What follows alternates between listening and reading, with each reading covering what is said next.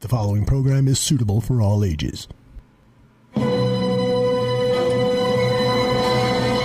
Buffone.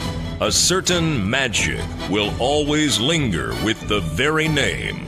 It speaks of courage and fervor in the world's most brutal game. 55, worn by Doug Buffone, a Chicago Bear through and through. He demanded excellence of himself and anyone wearing navy blue. You tell me what's going on. This is moronic.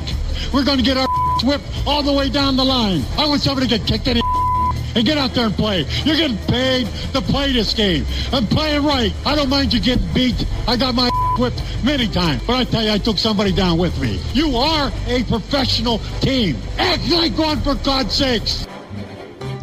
Football fans, this is Buffone 55. The John Buffone Show. Hello, everybody, and welcome to another edition of Buffone 55, a fast-paced approach at Chicago Bears football analysis. I am your host, John Buffone. It is the end of the season show. We're going to put a bow on this dreadful 2017 season for the Chicago Bears, but there is hope. There will be a new coach on the sidelines for the Bears come 2018. We're going to talk a little bit about that later, but before we dig into the show, I'm going to throw it over to my producer, Aldo Gandia, to tell you how the show works. And if this is your first time listening, where the hell have you been the entire season? Aldo, tell them how the show works. Well, it works this way. There's two halves to the show. The first half, I typically ask you 5 questions about the Bears, and then I typically ask you 5 questions about their upcoming opponent. But since this is the year-end show, the first half is going to be 5 questions devoted to the present situation of the Chicago Bears, and then the second half of the show will be 5 questions dedicated to the future. So that's how we're changing things up for this season-ending episode. And before we begin, John, I just was wondering if you have any New Year's resolutions like you'd like to share with the Barflies. Sure. It's not so much of a specific thing, but I think in 2018 and moving forward, I'm gonna start taking a little more risks, and I'm not really even sure what that means. But I know I lived a pretty fruitful life so far, but I want to step out of my comfort zone with a few things. Maybe do a little more traveling, go see some things I've always wanted to see, but I've always kind of put on the back burner. I have some extended vacation days coming my way in 2018, so I look forward to using them a little bit. I see in the chat room someone says work out more. I hope that's not directed at me, or I might fall over and die. But yeah, basically, I want to see some things that I've always said I wanted to see, but have always kind of put on the back burner. Is Brazil in your future? I don't know. It's pretty hot down there. I don't like hot climates. Okay. All right, let's get the show on the road. Question number 1. Again, this is 5 questions about the future, the present, that is, present state of the Chicago Bears. Now, question 1. At Ryan Pace's New Year's Day press conference, it was announced that John Fox, with his 14-34 record, was fired by Ryan Pace, and Pace himself, with his 14-34 record, has had his contract extended through the 2021 season by team president Ted Phillips. Do you think there's a problem with this, John? And you are now on the clock for 55 seconds.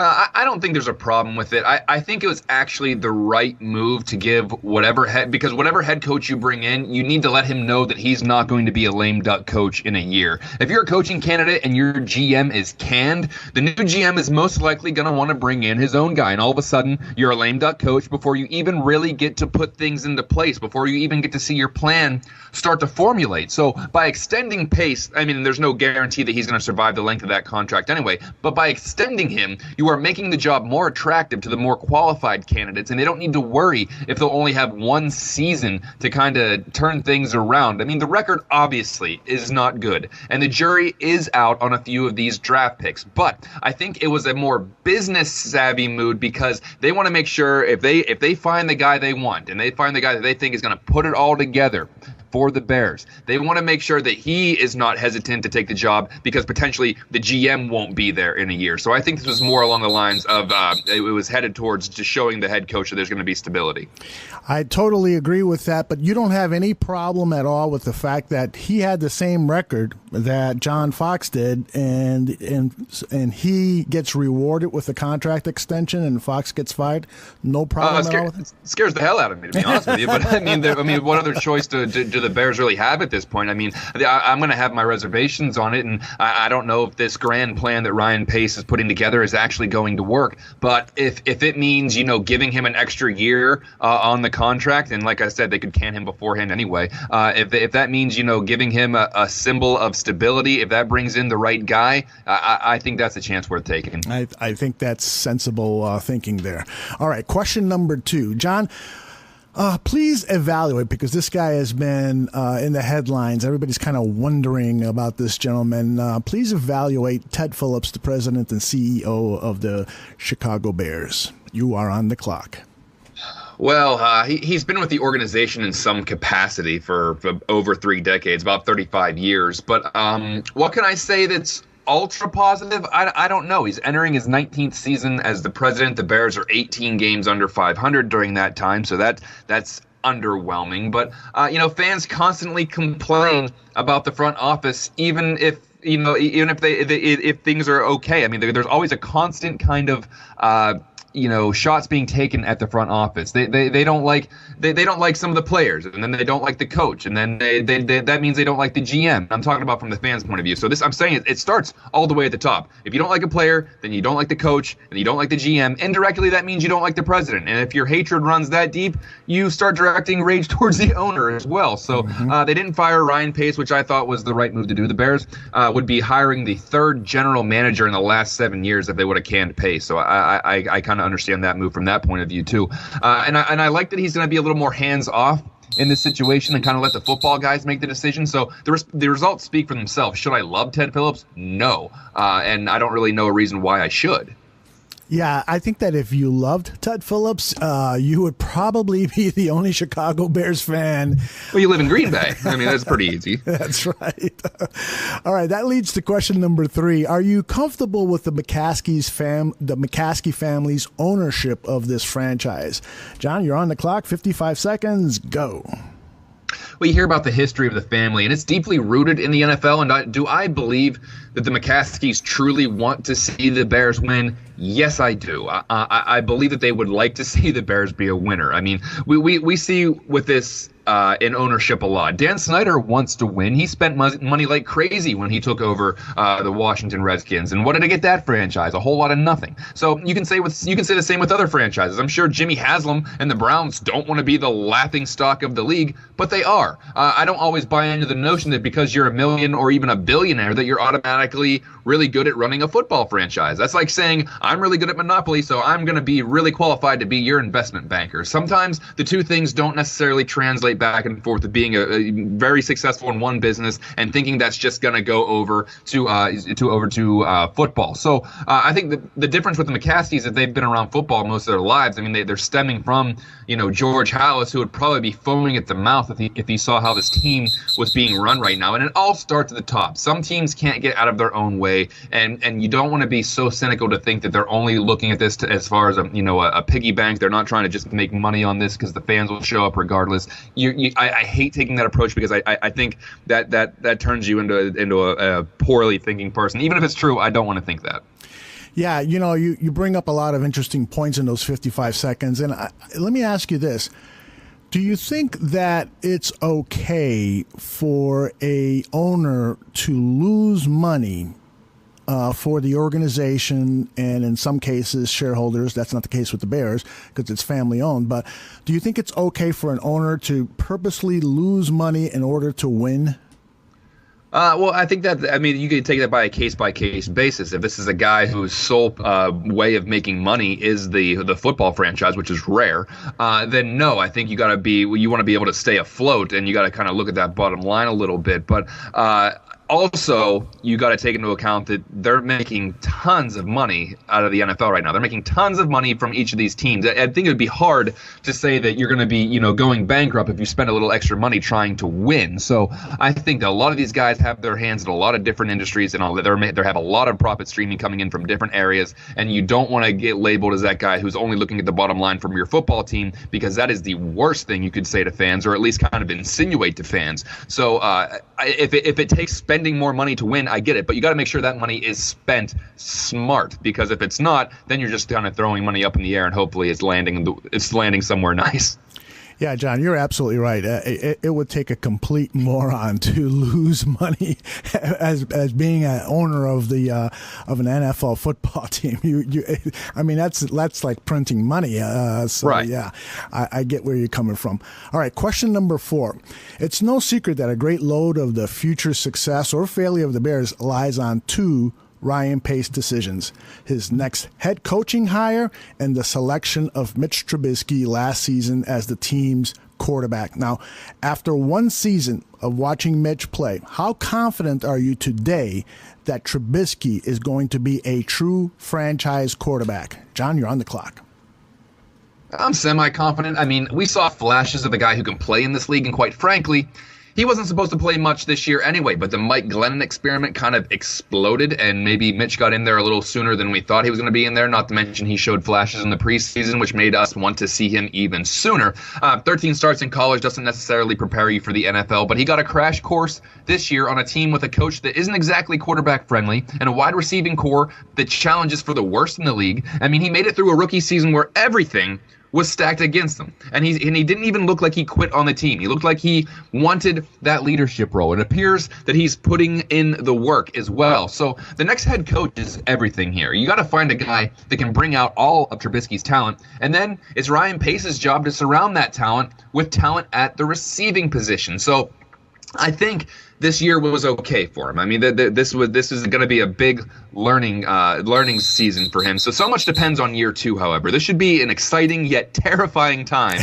at the same time for Bears fans, because this is where we should see a little bit of a leap. Yeah, I was listening to one of the Chicago radio shows, and I think it was the Spiegel Parkins show on WSCR. And one of the guys said that Trubisky has to be not detoxified from the stuff that he's learned, but defoxified.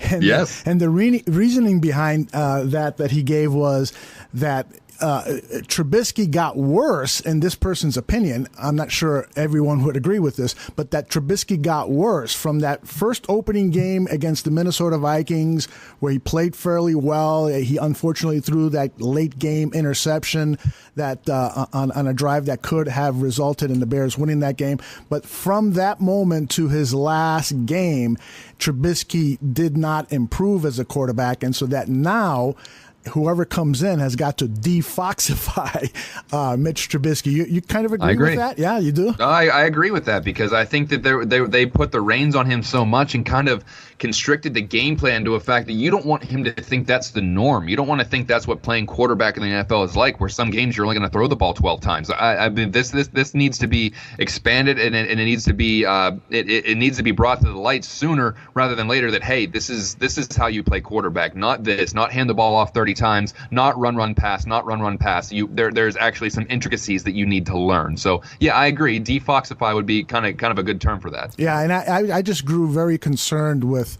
Trubisky's passing accuracy as the season went on, got worse, and I think that had to do with him being ingrained about protecting the ball, don't turn it over, that he started to kind of concentrate maybe too much on that and not on some of the mechanics necessary to throw that accurate pass that we saw in preseason.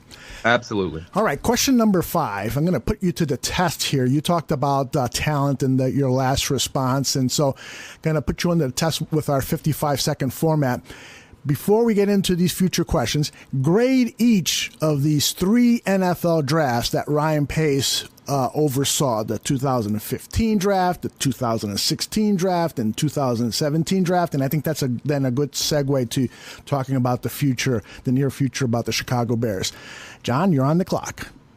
Here we go. Okay, 2015 was kind of a mess other than grabbing Adrian Amos in the 5th round and Eddie Goldman in the 2nd. That was all right. Other than that, you had Kevin White in the 1st round, Hronis Grasu in the 3rd, and Jeremy Langford in the 4th. I give that a C- performance there in the 2015 draft. 2016, much better. Leonard Floyd in the 1st. That seems to be working out pretty well. Same with Cody Whitehair in the 2nd. Kind of a Swiss Army knife on the line. Then you grab Jonathan Bullard and Nick Kwiatkowski in the 3rd and 4th. And oh yeah, by the way, you grab Jordan Howard in the 5th round. So I really like that draft a lot. That one gets an A- for me. Now, 2017, that's a lot harder to grade because you only have 1 year to kind of go off of it. But they go out and they get their guy at quarterback in Mitchell Trubisky. They have a guy with a ton of talent at tight end in Adam Shaheen. And they may have gotten a steal in Eddie Jackson in the 4th round. And, you know, you get your gadget guy in Tariq Cohen also in the 4th round. So those all sound pretty good right now. I mean, like I said, you only have about 1 year to go off of it. So I'm going to grade that one out as a B with the potential to rise to an A+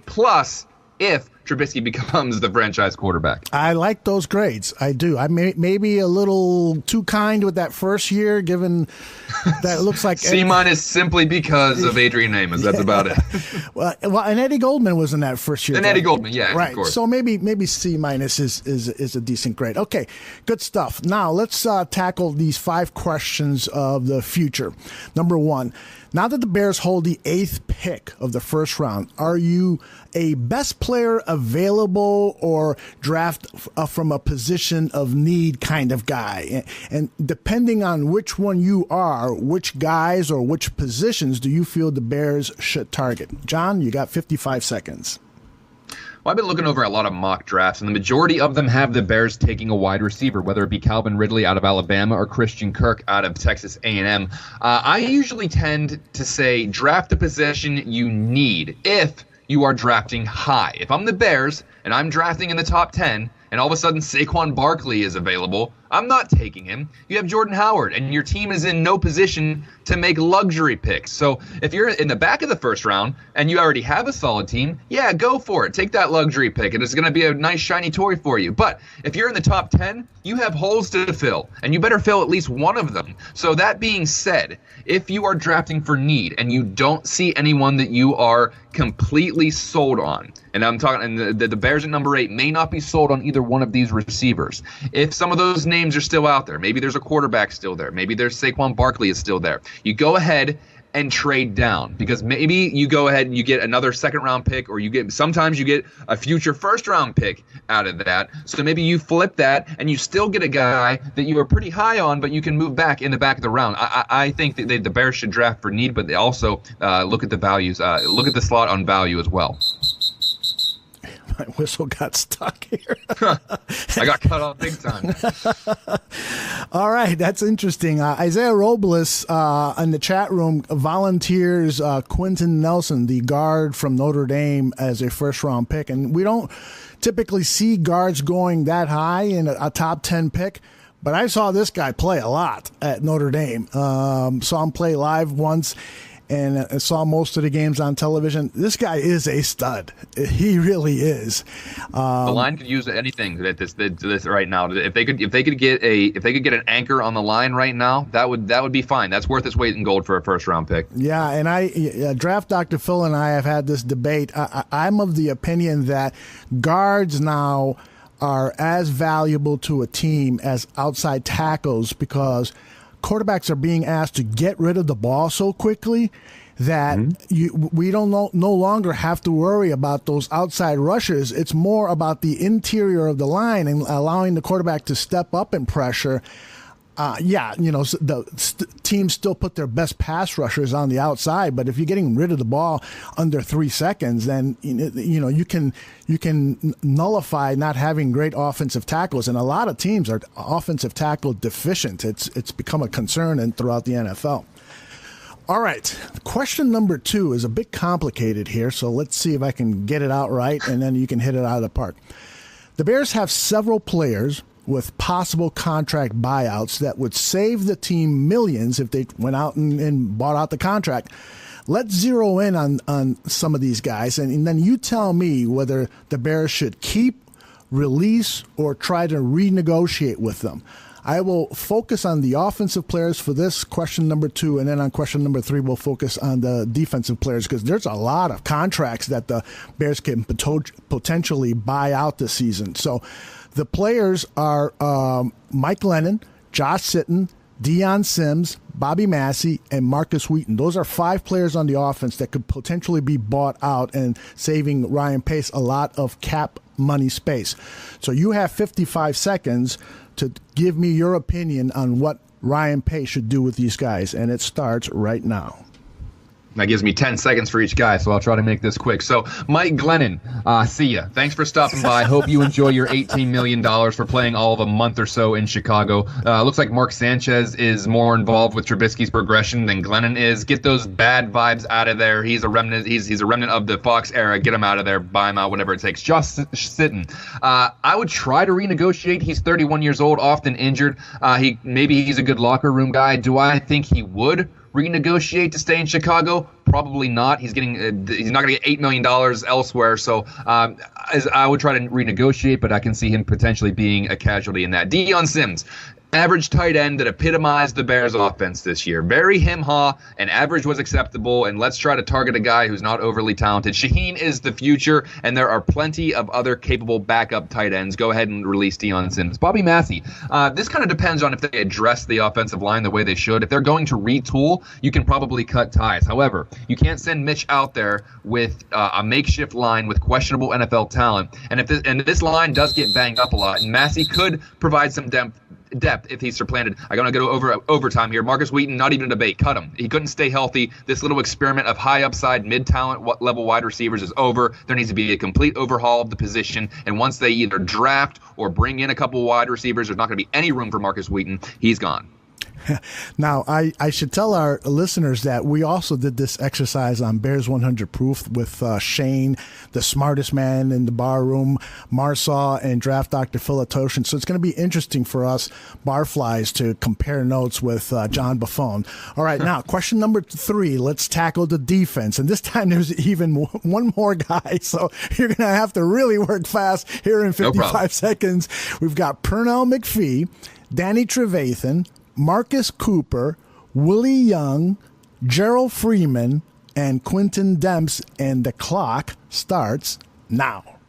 All right, I like Pernell McPhee, but he can't stay on the field. And when he is, he looks like a shell of himself. He's a monster player, but this happens. We see the game catch up to you, and we see good players fade away. Say goodbye to Pernell McPhee. Danny Trevathan, we saw how things looked without him on there. I keep him. He was the quarterback of the defense. He was the glue to the linebacking core, and he hits like a freight train. I really like Trevathan. He needs to be out there. The Bears should retain him. Marcus Cooper, they can do better. This depends on if they re-sign Fuller and Mukamara. They can probably get a young guy in there for cheaper and maybe develop him into something. Not to mention Bryce Callahan is okay for what they use him for. I would say goodbye to Marcus Cooper. Willie Young, I love Willie Young. I think he started to flourish in the 3-4 scheme. He got hurt, but I think he's going to be a well-received pass rusher option next year, even if it's just on third down. I like what I saw out of Willie Young, who apparently wanted out of Chicago a few years ago after they switched to the 3-4, but I think he's getting comfortable in that position.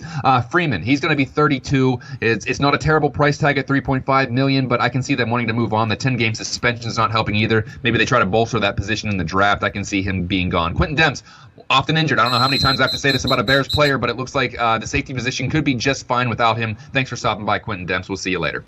Great job. And I think most of the people in the chat room who are with us live here agree with your picks. Now, let's move to question number 4. This time, you give me a list of the coaching candidates who you find most intriguing for this Bears head coaching job. You got 55 seconds, and it starts right now.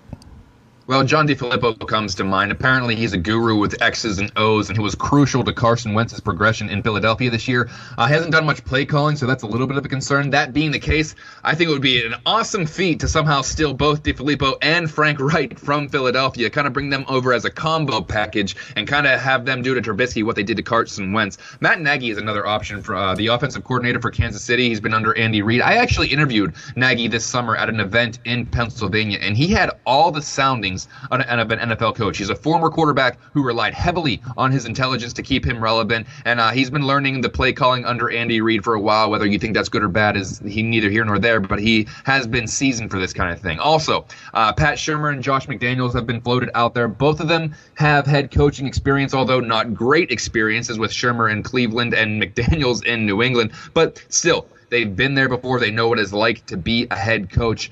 There's also been some other names thrown out there as well, as far as Wilkes, the defensive coordinator for Carolina. I just don't see them going the defensive route for this. Yeah, you mentioned Josh McDaniels, who had, 2 years over at Denver and a losing record. And he he has that interesting history of when he joined the Broncos, Jay Cutler was the quarterback, and they did not get along because McDaniels made it known that he was looking to make a trade for Matt Castle, is it? Yeah, Matt Castle. And so things started off terribly for McDaniels. But it should be noted that Bill Belichick, started off poorly with Cleveland. Absolutely. And so, maybe the second time around is the way. And then also McDaniel's brother works in the Chicago Bears organization as some type of quality control person. So I wonder if that gives him an inside track into the interview process. I've heard from both sides of the story that yes, that might help him, but no, it might not. So I don't know. This is a fascinating time for Bears fans, and I hope that the Chicago media does a good job of getting to the bottom of what's going on and trying to get as much details as possible, because this is really good soap opera stuff. Should be fun. All righty. Question number 5, our final question. John, as part of our warm-up show, I asked you about your personal New Year's resolutions. Now, what New Year's resolutions do you wish the Chicago Bears would commit to? You got 55 seconds, and then after that, we're going to do a little prediction. So answer this one first. Ready, set, go. I think the resolution should be make Chicago Bears football relevant. I said this before, but it sucks not caring in November. In September and October, I am so tuned into this team. And then when they start falling apart, I start checking my fantasy team more often. And by December, I want the season to be over.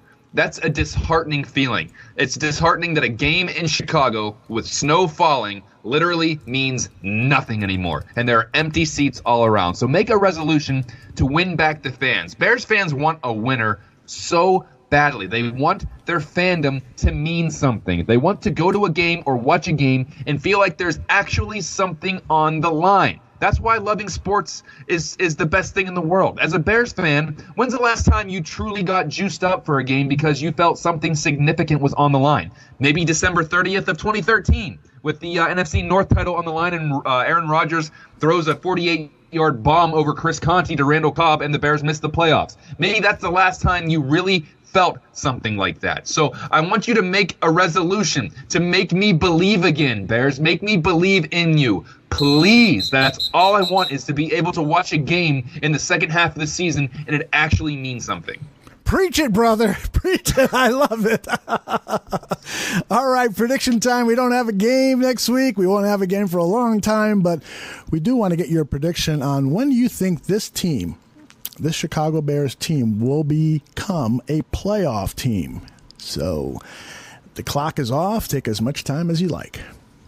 Well, this might sound crazy, and I might sound a little bit like a homer, but I think it could be as early as next year. A lot would have to fall into place, don't get me wrong, but I think it's possible. The head coach needs to get in sync with Trubisky. They have to get a receiving core of maybe Allen Robinson or Jarvis Landry to go along with perhaps a newly drafted Calvin Ridley, to go with Cam Meredith and Dontrell Inman. The young defense will be a year wiser and hopefully more healthy. And this division isn't a juggernaut anymore, or it's not, in general it's not. Do we expect the Vikings to continue with this lightning in the bottle with Case Keenum, or is the clock going to strike midnight on them eventually? The Packers are not a great team without without Aaron Rodgers. We saw that, and I don't want to be the first one to bring it up, but let's not forget that at some point next year and next season, Aaron Rodgers will be 35. I don't necessarily expect him to fall off, but at some point that athleticism will slow down. And then the Lions, well, yeah, they're who we say we are. So they're who we think they are. So I think there's a chance. I'm saying there's a chance. So there is a lot of ifs, but I think it's plausible to say the Bears could be in playoff contention next year. And I think in 2019, we just might see something even better. So I think that we are on the upswing. I think it's finally time to stop thinking, okay, in 2 years this, in 2 years that, 3 years this. We can actually start being happy about a season starting. We don't have to start looking 4 years in the future. We don't have to start thinking, well, in 5 years when we do this. In 2018, I'm not saying it's going to be the Super Bowl season. I'm saying it's going to be the step potentially that we see the Bears start being relevant again, and that's all we can possibly ask for right now. But before we go, I just want to say, go to bearsbarroom.com for all the latest on the Bears coaching search. And if you're in the mood for some adult humor barroom style, you can, and some football analysis, Bears 100 Proof is available on your podcast stream at the website. As for our off-season schedule, we are planning a monthly show. We'll be back after a new coach is hired, before and after the free agent frenzy, and before and after the draft. Be sure to follow me on Twitter at JD Buffone, and follow the Bears Barroom at Bears Barroom with updates on exact dates, and you will find news on our Facebook page as well at Bears Barroom. Thank you so much for listening this season. I can't explain how much fun I've had interacting with all of you, but we are not gone. The fun is just about to start, Bears fans. We'll see you next time.